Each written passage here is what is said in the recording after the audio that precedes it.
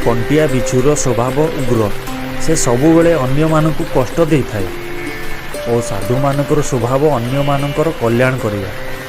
वर्षा ऋतु थाए, गोटे नदी रे कंटिया बिच्छू भासी भासी जाउथाए। साधु कंटिया बिच्छू को नदी रे भासी जाउथबा देखिले।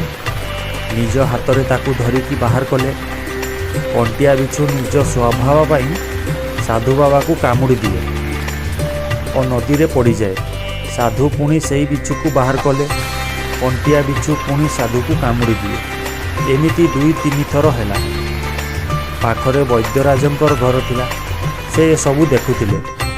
वैद्यराज साधु पाखक आसिले और से कंटिया बिच्छू को दूर को फिंगिदेले। साधु को कहिले, आपण जानिछंती कंटियार स्वभाव अन्य को कष्ट देवा, तथापि आपण ताहाकू बंचाइले। आपण यह काहींकी कले? साधु कहिले, से निजर स्वभाव बदली पारिब नाही, तो मु मोर स्वभाव केमिति बदली देबी?